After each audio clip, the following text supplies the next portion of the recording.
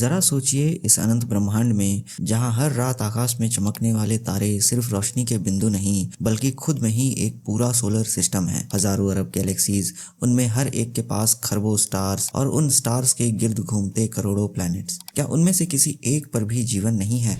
हो सकता है कि कहीं दूर ऑलरेडी एक इंटेलिजेंट सभ्यता है जिनकी आंखें हम पर टिकी हुई हैं, या फिर इस पूरे ब्रह्मांड में हम ही पहले और एकमात्र इंटेलिजेंट सिविलाइजेशन है। इन्हीं सब सवालों ने जन्म दिया इंसानी इतिहास के सबसे एम्बिशियस साइंटिफिक मिशन को, द सेटी प्रोजेक्ट। सेटी का पूरा नाम है search for extra terrestrial intelligence. सीधे शब्दों में यह ब्रह्मांड में किसी और इंटेलिजेंट सभ्यता के साथ साइंटिफिक तरीके से संपर्क स्थापित करने का प्रयास है। ये सर्च मुख्य रूप से किसी एलियन सिविलाइजेशन के टेक्नोलॉजिकल फुटप्रिंट्स को डिटेक्ट करने की है, यानी उनके भेजे गए सिग्नल्स को पकड़ना। इस सर्च की फाउंडेशन बहुत पुरानी है। 19वीं सदी के अंत में महान इन्वेंटर निकोला टेस्ला ने दावा किया कि उन्होंने मार्स से अननोन इलेक्ट्रिक सिग्नल्स रिसीव किए थे जो मार्स पर बसी एलियन सिविलाइजेशन की ओर इशारा करते थे। उस वक्त इस बात को साइंटिफिक स्केप्टिसिज्म से देखा गया और इस बात का मजाक बनाया गया। हालांकि इस बात ने एलियंस के प्रति इंसानी जिज्ञासा को जगा दिया था। मगर असली ऑर्गेनाइज्ड साइंटिफिक एफर्ट 1960 में शुरू हुआ, जब visionary American astronomer Frank Drake ने प्रोजेक्ट ओज़मा लॉन्च किया। उन्होंने वेस्ट वर्जीनिया में ग्रीन बैंक ऑब्जर्वेटरी के एक रेडियो टेलीस्कोप का यूज किया दो नजदीकी तारों एप्सिलॉन एरिडानी और टाउ सेटाई से आने वाले सिग्नल्स को सुनने के लिए। उनका टारगेट क्लियर था, इंटेलिजेंट लाइफ के साइंस को तलाश करना। फ्रैंक ड्रेक ही वो साइंटिस्ट हैं जिन्होंने फेमस ड्रेक इक्वेशन बनाया है। ये एक प्रोबेबिलिस्टिक आर्ग्यूमेंट है जो हमारी गैलेक्सी में इंटेलिजेंट सिविलाइजेशंस की नंबर को एस्टिमेट करने की कोशिश करता है। आइए अब जानते हैं कि सेटी किस तरह से एलियंस के सिग्नल्स को तलाश करता है। सेटी का सबसे प्राइमरी तरीका है रेडियो एस्ट्रोनॉमी। सोचिए, हम इंसान कितने सालों से रेडियो वेव्स का यूज कर रहे हैं अपनी कम्युनिकेशन, टीवी ब्रॉडकास्ट और रेडार के लिए। अगर कोई और एडवांस सिविलाइजेशन एग्जिस्ट करती है तो काफी संभावना है कि वो भी इसी तरह के रेडियो वेव्स यूज कर रही होगी। सेटी के साइंटिस्ट दुनिया के सबसे बड़े और सेंसिटिव रेडियो टेलीस्कोप्स का यूज करके ब्रह्मांड से आने वाली उन हजारों करोड़ों रेडियो फ्रिक्वेंसीज को कैप्चर करते हैं। चैलेंज ये होता है कि कॉस्मिक नॉइज काफी ज्यादा होती है, जैसे कि स्टार्स, पल्सार्स और क्वेज़ार्स से आने वाले नेचुरल रेडियो एमिशंस। इन नॉइज में से एक फेंट आर्टिफिशियल सिग्नल्स को डिस्टिंग्विश करना जैसे रेगिस्तान में एक सुई ढूंढने के बराबर है। इसे ऐसे समझिए कि आप एक फैक्ट्री के अंदर हैं जहां बड़ी बड़ी मशीनें चल रही हैं और इन मशीनों की आवाजों के अंदर आपको किसी इंसान की बात करने की आवाज को ढूंढना है। कंप्यूटर्स और स्पेशलाइज्ड एल्गोरिदम्स कंटिन्यूसली इन सिग्नल्स को एनालाइज करते हैं, नैरो बैंड सिग्नल्स और नॉन रैंडम पैटर्न्स की तलाश में। नैरो बैंड सिग्नल्स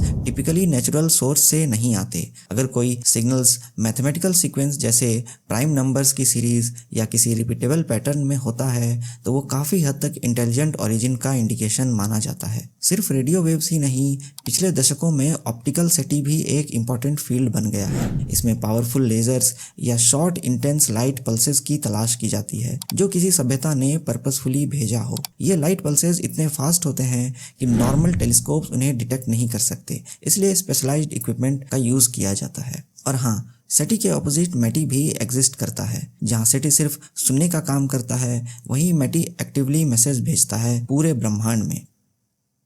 सेटी के हिस्ट्री में एक बहुत ही आइकॉनिक मोमेंट आया 15 अगस्त 1977 को।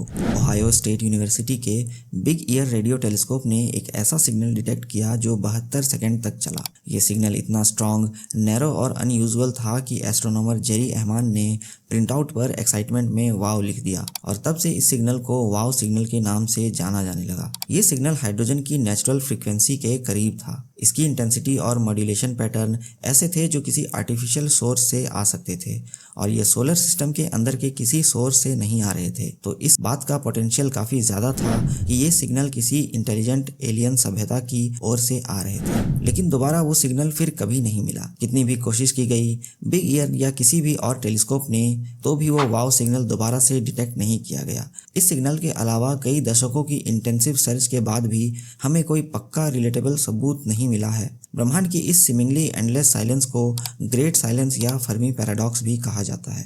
अगर इतनी वास्ट यूनिवर्स में लाइफ कॉमन है और इंटेलिजेंट सिविलाइजेशंस इवॉल्व करती हैं तो वेयर इज एवरीबडी? उनके सिग्नल्स या उनके प्रेजेंस के साइंस क्यों नहीं है? इस पैराडॉक्स के कई पॉसिबल सॉल्यूशंस भी दिए जाते हैं। सबसे पहला है द ग्रेट फिल्टर। शायद इंटेलिजेंट लाइफ के इवोल्यूशन में एक ऐसा फिल्टर आता है जो सिविलाइजेशंस के लिए क्रॉस करना बहुत मुश्किल होता है। यानी कि ब्रह्मांड इतना बड़ा है कि एक सिविलाइजेशन दूसरे सिविलाइजेशंस को खोजने से पहले ही एक्सटिंक्ट हो जाती है। दूसरा सॉल्यूशन है रेयर अर्थ हाइपोथेसिस। शायद अर्थ जैसा प्लैनेट और उस पर लाइफ के परफेक्ट कंडीशंस बहुत रेयर हैं और यूनिवर्स में हर जगह नहीं मिलते हैं।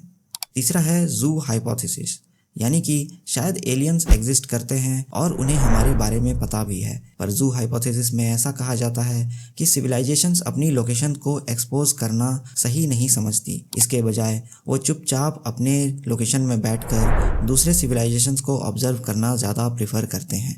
आइए अब जानते हैं कि सेटी का फ्यूचर क्या है। आज के टाइम में सेटी सिर्फ कुछ रेडियो टेलीस्कोप तक ही सीमित नहीं है। अब हमें एआई और मशीन लर्निंग का भी पावरफुल सहारा मिल रहा है। सिग्नल्स को एनालाइज करने के लिए ये advance algorithms complex data sets में ऐसे पैटर्न्स आइडेंटिफाई कर सकते हैं जो पहले इंसानी आंखों या ट्रेडिशनल सॉफ्टवेयर्स के लिए मुश्किल थे। प्रोजेक्ट ब्रेकथ्रू लिसन जैसे कटिंग एज इनिशिएटिव्स अब तक की सबसे कॉम्प्रिहेंसिव और एग्जॉस्टिव सर्च कर रहे हैं। ये प्रोजेक्ट दुनिया के सबसे बड़े टेलीस्कोप का इस्तेमाल करता है और एक्साबाइट्स ऑफ डाटा कलेक्ट करता है। इसका गोल बिलियंस ऑफ स्टार्स और गैलेक्सीज को स्कैन करना है। अब हम एक्सोप्लैनेट्स के एटमॉस्फेयर तक को डीपली एनालाइज कर सकते हैं, जहाँ के 218b जैसे ग्रहों पर जीवन के बायोसिग्नेचर्स यानी मीथेन और डाइमिथाइल सल्फाइड मिल रहे हैं। ये डायरेक्टली इंटेलिजेंट लाइफ के सबूत तो नहीं है, लेकिन ये हैबिटेबल प्लैनेट्स की डिस्कवरी और उन पर लाइफ की पॉसिबिलिटीज को बहुत बढ़ा देते हैं। सेटी की इस खोज का महत्व सिर्फ एलियन को ढूंढने तक ही नहीं है, ये हमें ब्रह्मांड में अपनी जगह, अपनी यूनिकनेस और अपनी जिम्मेदारियों के बारे में सोचने पर मजबूर करता है।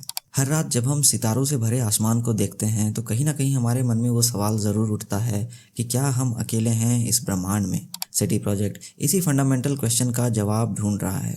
ये एक साइंटिफिक जर्नी है, साथ ही साथ एक कॉस्मिक एडवेंचर भी। और जब तक वो सिग्नल नहीं मिलता, ब्रह्मांड की ये अनंत खामोशी भी हमें एक नई उम्मीद देती रहेगी।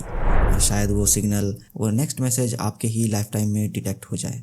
मेरी इस वीडियो में अब तक बने रहने के लिए आपका बहुत बहुत धन्यवाद। मिलते हैं आपसे एक और नई एक्साइटिंग वीडियो में।